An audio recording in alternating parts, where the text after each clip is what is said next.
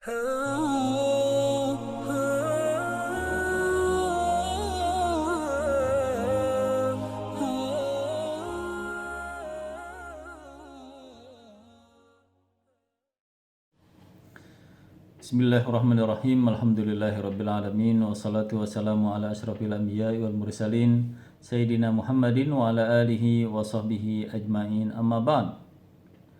Ikhwati wa akhwati yang dimuliakan Allah, kita masih bersama dengan Imam Nawawi dalam serial Ulama Damaskus yang sebelumnya kita telah mengetengahkan secara singkat biografi Imam Nawawi dari kelahirannya, nama, julukannya, dan masa kanak-kanaknya sampai beliau merantau ke Damaskus untuk menuntut ilmu. Sekarang insya Allah kita akan bercerita secara singkat bagaimana ketekunan Imam Nawawi dalam belajar dan apa saja faktor-faktor atau kiat yang mendukung suksesnya Imam Nawawi dalam belajar, dalam mengajar, dan dalam menulis kitab. Ikhwati wa akhwati, sejak beliau tiba di Damaskus itu langsung ke masjid besar, Masjid Bani Umayyah, Masjid Umawi, yang merupakan tempat bernaung ya, tempat berlindung bagi orang-orang yang datang dari luar ke Damaskus. Yang pertama-tama yang menjadi tempat berlindung, tempat mampir adalah masjid. Dari masjid ini nanti beliau bertolak kemana belajarnya, tergantung pelajaran atau ilmu yang dia inginkan. Pada waktu itu beliau diterima oleh imam dan khatib jami yang namanya Jamaluddin Abdul Kafi Ad-Dimashqi. Setelah itu Imam Nawawi dibawa kepada salah seorang ulama yang cukup terkenal pada zamannya dan merupakan guru Imam Nawawi yang pertama, yaitu Imam Syekh Tajuddin Abdurrahman bin Ibrahim Ibn Firqah. Itu adalah beliau adalah guru pertama Imam Nawawi ya. Selanjutnya Imam Nawawi juga ingin mengembangkan keilmuannya dan gurunya juga melihat ini harus dikembangkan ya. Artinya akhirnya dibawa ke yang namanya Madrasah Rawahiyah, juga dekat dengan Masjid Umawi, yang dipimpin oleh ulama besar kenamaan Syekh Ishaq Al-Maghribi. Syekh Ishaq Al-Maghribi ini adalah tangan kanan atau murid dari Syekh Taqiyuddin Ibn Salah, yakni ulama atau pakar hadis kenamaan. Beliau adalah orang yang menulis kitab Muqaddimah Ibn Salah ya, ilmu mustalah hadis yang sangat terkenal. Mulailah Imam Nawawi tinggal di Madrasah Ar-Rawahiyah, belajar ya, dan belajar kepada para ulama pada masanya. Sejak tiba di Damaskus, sejak beliau tinggal belajar, Imam Nawawi betul-betul menggunakan waktunya itu dengan sebaik-baiknya. Beliau sangat disiplin di dalam belajar, dalam mengatur waktu, di dalam beribadah. Jadi tidak ada waktu kosong bagi Imam Nawawi ini. Imam Dhahabi, penulis kitab Syiar A'lam Nubala, juga Tarikh Islam dan banyak lain kitabnya, Imam Dhahabi ulama terkenal, pernah mengatakan bahwa Imam Nawawi itu sangat patut dicontoh dalam menuntut ilmu. Ya, siang malam tidak mengenal waktu. Jadi Imam Nawawi itu sangat disiplin ya dalam mengatur waktu, dalam mengikuti pelajaran, dalam menulis, dalam membaca, dalam mutalaah, dan suka pergi mendatangi guru-gurunya. Jadi beliau itu sangat aktif sekali dalam belajar di Damaskus ini. Kalau bisa disimpulkan, apa kiat-kiat atau faktor-faktor yang membuat Imam Nawawi ini katakanlah berhasil dalam menuntut ilmu, berhasil dalam belajar dan mengajar dan memproduksi buku-buku yang bermanfaat. Yang pertama, Imam Nawawi ini merantau ya. Beliau ini merantau dari daerah Dar'a yang cukup jauh pada waktu itu ke Damaskus.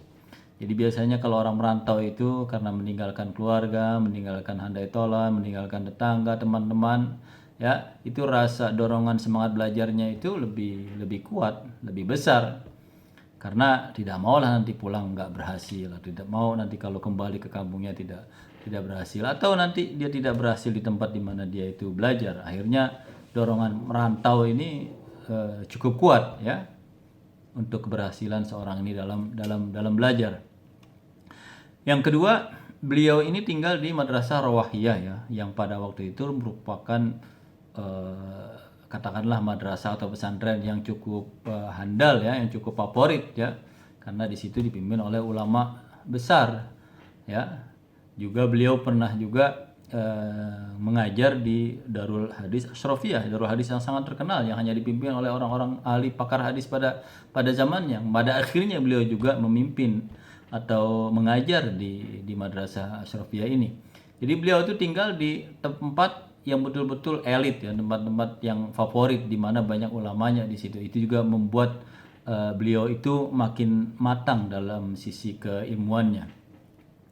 Selanjutnya Imam Nawawi ini memang diceritakan tuh sangat gemar membaca, sangat kuat membaca, dan sangat kuat hafalannya. Dalam belajar waktu-waktu hari-hari pertama saja, tahun-tahun pertama katanya diceritakan beliau itu setiap hari lebih dari 12 mata pelajaran ya, lebih dari 12 buku beliau santap itu, beliau pelajari. Jadi buku dalam bidang ilmu fikih, dalam ilmu hadis, dalam ilmu akidah, dalam ilmu bahasa, dalam ilmu tauhid, itu semuanya dipelajari ya secara baik oleh Imam Nawawi ya, sehingga beliau itu mempunyai terawangan atau kemampuan yang sangat luas dalam ilmu yang dia tekuni. Ilmu fikihnya luas, ilmu hadisnya luas, ilmu tafsirnya luas ya, karena beliau ini sangat gemar ya dalam membaca buku-buku yang penting. Selanjutnya beliau juga menjadi orang yang jadi pada masanya itu masih muda sudah menjadi kebanggaan para gurunya, para orang tuanya, para masyayikhnya ya, para ustadz-ustadznya. Sehingga beliau pada akhirnya mendapat kehormatan untuk memimpin suatu madrasah ya, madrasah yang sangat hebat pada zamannya ya, yang dipimpin oleh para ahli hadis, pakar-pakar hadis pada zamannya ya. Mungkin orang-orang yang pada belajar ilmu syariah nggak ada yang nggak kenal dengan yang namanya Taqiyuddin Ibn Salah ya, ahli dalam ilmu hadis, atau juga Imam As-Subki, atau juga Imam Nawawi, atau Imam Ibn Katsir ya. Mereka ini adalah orang-orang yang mengajar di madrasah atau Darul Hadis Al-Ashrafiyah, yakni Darul Hadis yang sangat terkenal pada masanya. Beliau juga ditempa keilmuannya di situ karena belajar dan mengajar di tempat itu. Selanjutnya yang kelima, kiat berhasilnya Imam Nawawi ini karena beliau juga sangat-sangat hormat ya kepada gurunya, sangat-sangat sopan dan mengabdi kepada gurunya, sangat-sangat beradab ya, didatangi, diziarahi, berkhidmah. Itu memang sudah merupakan akhlaknya Imam Nawawi. Kalaupun terkadang ada perselisihan pendapat antara beliau dengan gurunya, tentunya disampaikan tuh dengan penuh akhlak, dengan penuh adab, tidak ada sambil membuat orang lain tersinggung, apalagi gurunya. Karena walaupun guru ya terkadang kan ada perbedaan pendapat ya, apalagi seorang murid yang sangat-sangat dinamik ya, yang sangat-sangat maju kayak Imam Nawawi ini tidak selalu sepakat dengan gurunya, ada saja, apalagi banyak ilmu ini yang istilahnya yang terkadang membutuhkan pendapat yang lebih dari satu. Artinya masalah ijtihadiyah begitu, masalah yang mungkin yang benar gurunya dan mungkin benar dia ya. Di sini udah biasa ya, ada perbedaan pendapat, tetapi dilakukan dengan penuh kesopanan ya, dengan sangat hormat. Terus yang juga menerpa dia, beliau ini setelah beliau belajar ya lama, membaca banyak ya, terawangannya udah luas ya. Jadi kira-kira umurnya itu sudah menjelang 30 tahunan ya. Beliau tuh baru berani untuk menulis. Baru ada ada keberanian untuk menulis. Jadi jangan sampai seorang itu belum banyak ilmunya, belum banyak bacaannya sudah bisa menulis ya, apa yang mau dimasukin dalam tulisannya, karena belum luas kan. Nah, Imam Nawawi di sini setelah dia itu benar-benar sudah isi semua, sudah ilmu semua, baru beliau berani untuk menulis. Karena orang-orang dulu itu kadang-kadang nggak begitu gimana ya, tertarik karena memang takut begitu. Apakah saya sudah cocok untuk menulis? Apakah saya sudah benar-benar keterima untuk saya ini dapat menulis? Makanya tidak sedikit ya orang menulis itu dulu karena permintaan gurunya, karena permintaan murid-muridnya baru berani nulis ya, atau menerangkan kitab atau membuat syarah kitab itu karena permintaan orang, kadang-kadang nggak dari dirinya, karena diminta baru berani nulis. Ada juga beberapa buku Imam Nawawi seperti itu. Nah, itu juga membuat keilmuan Imam Nawawi itu meningkat dengan tulisan-tulisan yang beliau tulis. Tidak sedikit ya, beliau menulis kitab ya, kitabnya mungkin ada sekitar 30-an, dan nanti juga kita akan sekedar menengok buku-buku yang menonjol yang pernah ditulis oleh Imam Nawawi rahimahullah taala.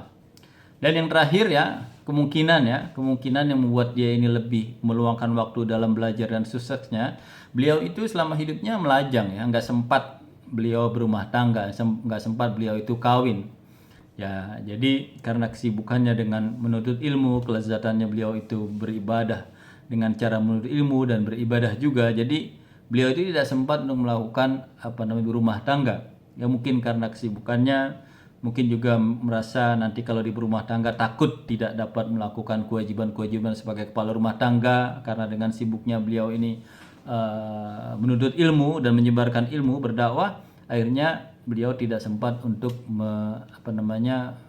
berkeluarga. Ini adalah kiat-kiat di antara kiat-kiat Imam Nawawi ya, yang membuat beliau itu berhasil dalam menuntut ilmu. Satu hal yang sangat penting ya, tentunya ini adalah taufik dari Allah Subhanahu wa taala. Beliau ini diberikan waktu yang singkat ya, tetapi diisi semua dengan hal yang manfaat. Terkadang orang itu bingung untuk bisa bisa untuk mengatakan bahwa bagaimana ini karyanya Imam Nawawi, sementara umurnya itu dia cuma singkat, sekitar 45 tahun, dan dia mulai menulisnya itu kapan? Jadi akhir-akhir 12 tahun menjelang kematiannya. Sementara buku-bukunya sangat banyak. Dan itu semua ditulis dengan tangan beliau. Belum lagi buku-buku yang tidak sempat beliau sempurnakan. Belum lagi ada buku-buku yang istilahnya supaya dihancurkan karena nanti akan terdapat kerancuan atau kekeliruan. Jadi buku-buku beliau itu, yang pertama buku selesai ditulis dari A sampai Z ya. Terus ada juga buku yang nggak selesai. Buku yang nggak selesai banyak, seperti syarahnya, penjelasannya kitab Bukhari, beliau juga nulis. Syarah Muhazzab Al-Majmu' juga nggak selesai semua. Tapi ini tetap dicetak dan ada sampai sekarang. Dan ada juga buku yang minta dihancurkan. Artinya buku-buku yang mungkin hanya sekedar draft saja begitu. Ini waktunya bagaimana sementara beliau ngajar, beribadah dan apa, itu juga merupakan suatu keberkahan, taufik dari Allah ya. Jadi waktunya yang diberikan Allah kepada Imam Nawawi ini benar-benar waktu yang barokah ya. Jadi kalau misalnya mungkin orang melakukan sesuatu, orang biasa melakukan sesuatu dengan 2 bulan, Imam Nawawi cuma sebulan. Kalau buku-buku kecil orang bisa nulis seminggu, mungkin Imam Nawawi cuma sehari 2 hari bisa selesai. Artinya waktunya ini punya keberkahan, dan ini merupakan salah satu karomahnya Imam Nawawi rahimahullah.